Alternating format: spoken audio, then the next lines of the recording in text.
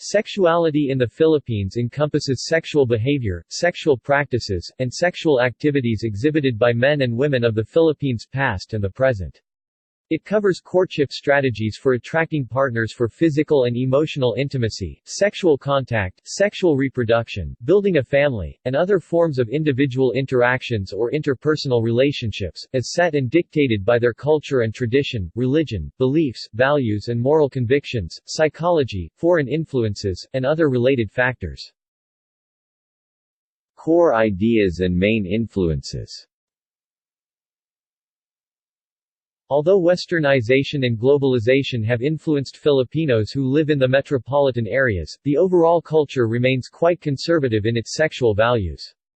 Filipino sexuality is affected by education received by Filipinos from schools, the media, the rise of the Internet, religious teachings from their churches or other similar spiritual institutions, legal policies and laws, and the influence of urbanization or urbanized regions in the Philippines. There are provisions and policies in the Constitution of the Philippines which promulgates that the sexual act should happen only within the framework of married life between a man and woman, because this personal human expression is solidly connected to the family unit and to society as a whole. As a predominantly Christian country, the Philippines considers that the only sexual behavior morally and legally acceptable and appropriate is heterosexual intercourse within a monogamous marriage, with the exception of polygamous marriage as practiced by some Filipino minority groups and by Muslim communities in the Mindanao, southern, and southwestern regions of the Philippines, as long as the men of these population are financially capable of supporting their multiple wives. The following forms of sexual behavior are still considered illegal in the country: prostitution, pornography, nudity, extramarital sex, and similar variants.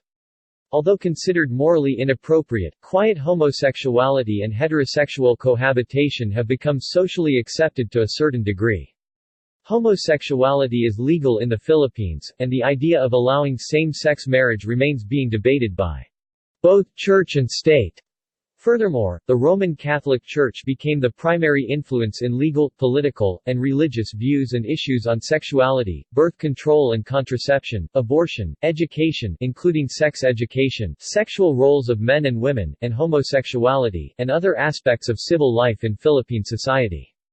Among the views of the Catholic Church include that premarital sex and masturbation are immoral behaviors, and that homosexuality, similar to the form of Catholicism introduced by the Spanish missionaries, is an abnormal human conduct. One of the general pronouncements for the majority of Filipinos is that men should choose to marry virgin women and that women should keep and maintain their virginity until marriage.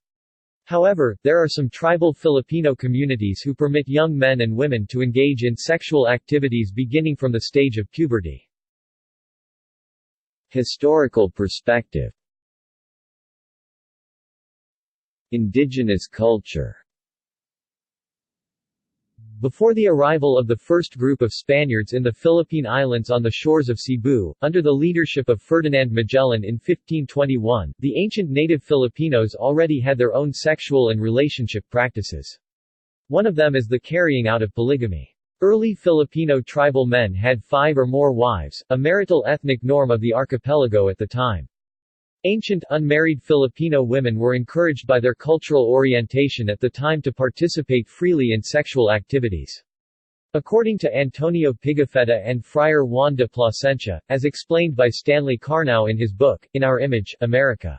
S. Empire in the Philippines and in the Body Book by Fe Maria C. Areola, apart from penile piercing through the use of rods made of tin or gold with dimensions similar to a goosequill which may or may not have pointed spurs, the men were also using other penile adornments such as the sagra and an item known in Tagalog as pilik mata ng kambing or goat.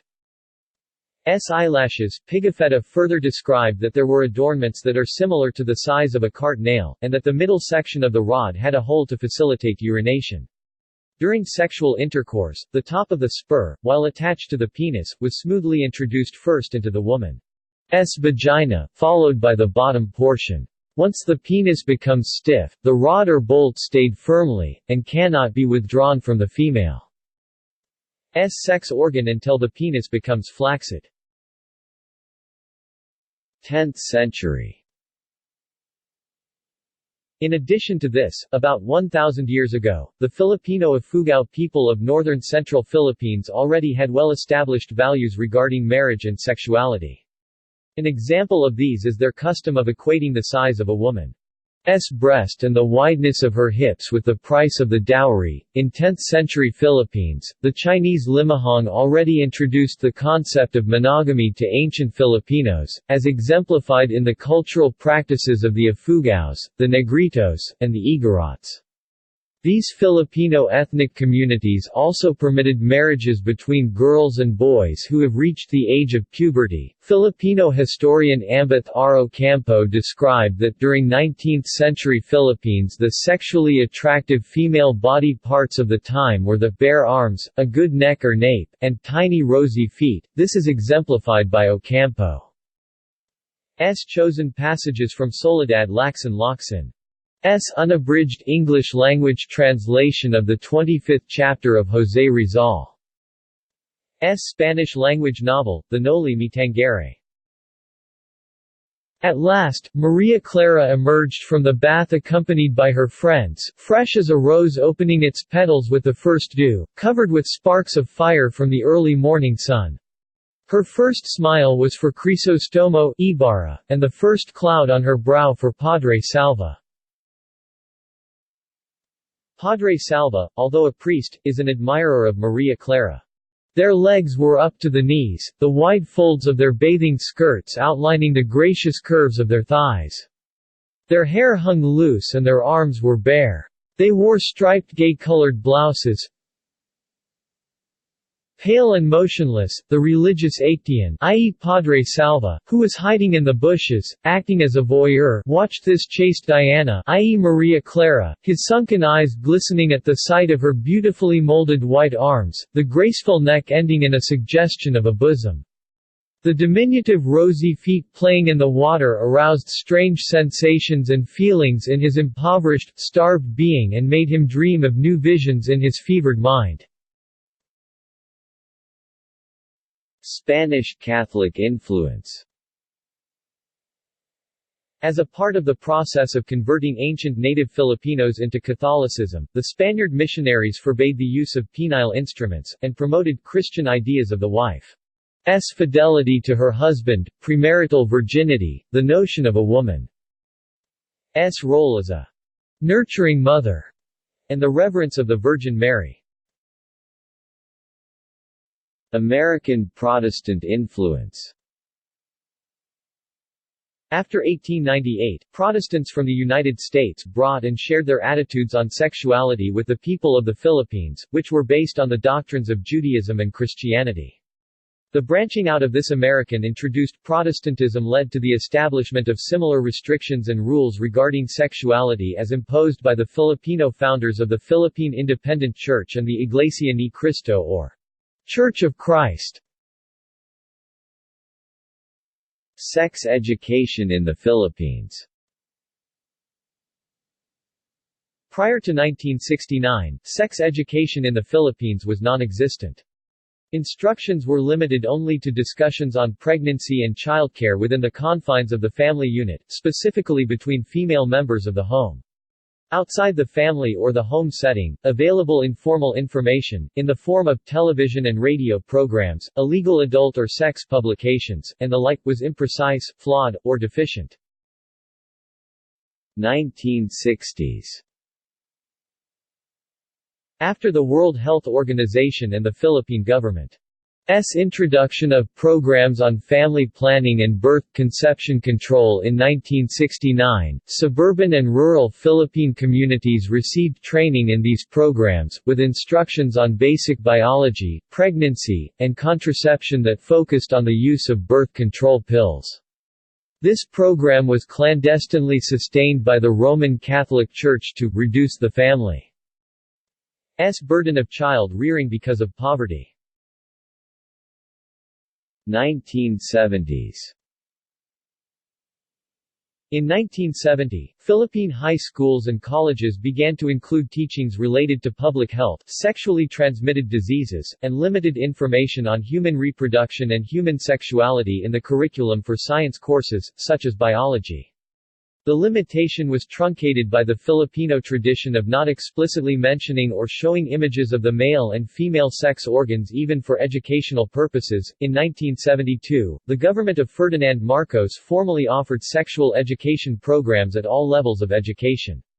Human sexual development and population were topics in science and biology subjects in elementary schools. High school students received elementary and basic level of biological information and family planning, with emphasis that separation and divorce are illegal in the Philippines. Information about legal separation or de facto separation were also taught in Philippine public schools due to its high incidence of occurrence in lower-class families. 1980s. During the 1980s, seminars and international conferences were held by schools of medicine as an addition to ongoing courses on human sexuality. 1990s. Research on population control, sexually transmitted diseases, premarital sex, sexual harassment, and AIDS began to be conducted during the 1990s. 2010s. As of 2017, more than 30 million Filipinos can reach the Internet through a smartphone, tablet, laptop, or desktop computer. Thereby they have access to practically unlimited information about sexuality, including birth control, sexually transmitted diseases and sexually explicit video. Filipino youth and sexuality. Contemporary studies and surveys show the effects of ongoing sex education in the Philippines. 1994.